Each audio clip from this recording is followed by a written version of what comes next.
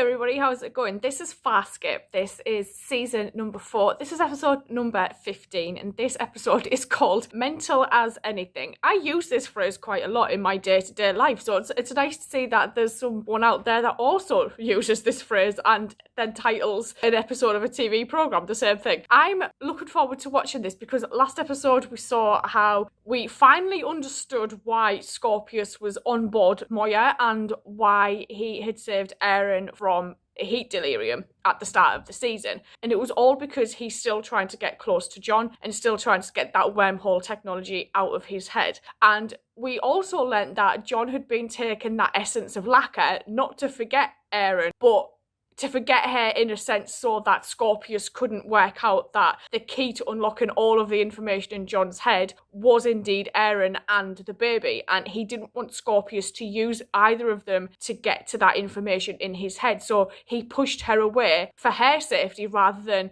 as a selfish thing in order to forget her himself because of everything that has happened previously. So it was nice to see that end where, you know, Aaron was aware of that. And if it wasn't for Job kind of asking Pilot to check the comms and then Scorpius asking what's going on with the comms, Aaron probably wouldn't have realised because she seemed to be under the impression that it wasn't what Scorpius was here for, what Scorpius was doing. So her hearing that was kind of like everything clicked with her. So I'm wondering how we're going to go forward with this because we saw Sokozu saying she wants to work with Scorpius. We've got John and Aaron who are now kind of clued in together on what Scorpius's kind of deal is. How are they going to react around each other now that Aaron knows John wasn't purposefully trying to forget her? I'm going to get straight on into this. Let's go. Do you reckon she's been studying up on what Christmas is, like You after have all visiting come to Earth? my dwelling to learn. Your objective is mental discipline. What? To focus your whole mind on a single task is a skill few ever achieve. How much do we pay for this? The task chairs provide access to a mindscape where you will compete with an opponent Oh! to the point of great pain. Embrace the pain and you shall succeed. Retreat and suffer the consequences. Did Scorpius get one of these suits? If you have any self-doubt, you have 80 microts to exit, No, he didn't. after which your Juxtawi crystal will be activated. Any attempt to leave and the crystal will bore through your brain. Do you think it's worth going through with this? Only if this guy can get some information about that critter that attacked my family and killed my friend. Guy can put up with the fairy crystal and the jammies, but I need to know what else we get from the gym membership. What the blitz is that smell? The stench of that Fremen Jared. Oh, I know that odor. What is it? Macton. He's a frilling liar. He's a fretting peacekeeper. A fretting peacekeeper found us. The fact that Let's go Gargo still fast recognises his before more smell arrive. is mad. I'm afraid it will not be permitted to leave the compound prematurely. Brain How thing will happen. ridiculous. What does Katoya care? He's got our currency. Once you agree to stay, you must abide the rules. I don't give a damn about the rules. We're not going to stick around till a marauder lands. This sector of tormented space is forbidden to peacekeepers unless they have received express orders from To come the here. commander. Therefore, it is highly likely that Macton is here unofficially, alone. Join me. I'm just here to watch. I don't think you get a choice, John. I think you have to participate. Everyone must participate. After the bros, landmines, corkscrews I've had in my head, I ain't offering up a chunk for your mind games. It is not a game. It ain't gonna happen, Mr. Bob. It might reveal something about the Fail me, give wormhole me an stuff. F on my report card, but I ain't going in your icosahedron. Yes, of course. Interesting how Nothing to leave for your Scorpius land, grasshopper. like obeyed that straight away from that look. Yeah, this could totally like get into what the ancients put in John's head.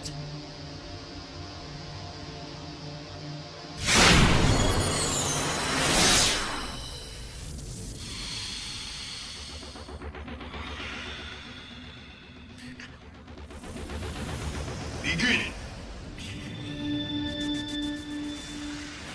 Overcome the pain. Pain. See, that's what I'm talking about. Pain. I don't want to kill Dargo, but I won't allow him to kill me to conceal what he did. He killed his wife. No. You killed your sister. Dargo murdered Lowland in a fit of hyperage. Do you know what Luxon hyperage is? Yes, I do. You know what a croc is? You. Margot says he didn't do it. That's good enough for me. You don't understand. He may not know what he did. Right. 8 cycles and change just slips his mind. You do know that Luxon hyperage causes Makes you forget blackouts. things. Is that a fact? Yes. And any honest Luxon can tell you that. He mentioned something Hyperage. about hyperage causing blackouts. He said all Luxons get them. I do not want Macton here! I refuse to have him in this house! You're upsetting yourself over nothing. Dargo, can you hear me? Dargo, can you hear me?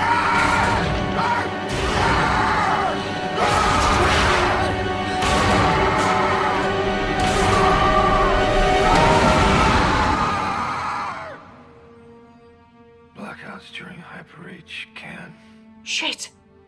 do happen. Shit. Does he actually not know I himself? learned to control all that. Did I hurt you? No, I know this upsets you. It upset you too. We'll get through it. If I did hurt you, you'd tell me, wouldn't you? You never hurt me, Dargo. But you'd tell me if I did. Absolutely. I don't know if she would, you know. Hey! Dargo! Anybody hear me? No. They're separating them on purpose, right?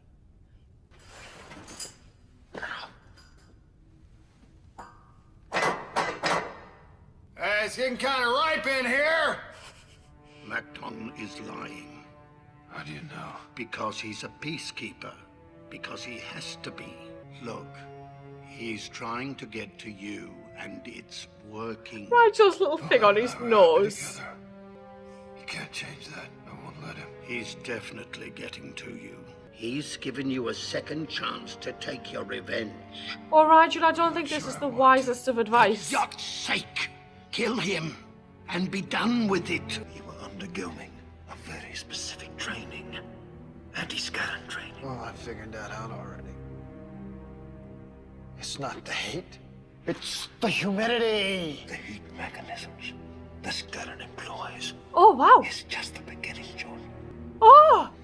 If that heat succeeds in disabling your mind's defenses, there is no fact, no fear, no deep secret that they will be unable to extract.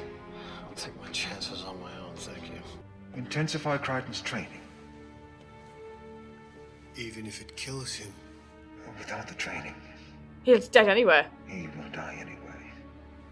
Secondly, Macton has become a distraction. He has done nothing wrong. I believe despite his protests, he will kill Dargo. Or Yeah. Dargo will kill him. One or. What if Lowland lied? If she lied about the blackouts, then perhaps without knowing or remembering. He may have hurt her. I hit my wife. Don't go there. That's Macton talking. I am there, John, if that's possible. And more. Dargo, many things are possible. But not that. Macton is just filling you with possibilities. That's what I think. I think he's playing him. Lowland did, and that's what matters. Whatever she did for you. I want you to show me your memories. Oh. What did he do? You killed Lowland. Trying to save her from you. Dargo will be dishonorably discharged, jailed for as long as you need. But he's done nothing wrong. He has done everything wrong. Because he married her. You'll thank me for this, sister. I won't let you. It was your fault. She attacked me. My reflexes took control. My peacekeeper training. It was over before I realized. It's not the truth. Not the whole truth. What else happened? She was beaten. It was your fault she died. You had to pay. I had to make you pay. To make it look like you'd done it in a fit of hyper rage. Oh my word. Had to make sure you were blamed.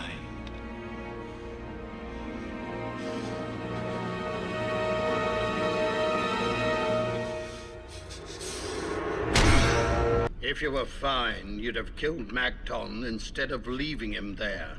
He's trapped in a coma with his own nightmares. Killing him would have been merciful. Oh. I'm not that enlightened. So tell me, John, were you able to obtain the key? Incidentally, The key.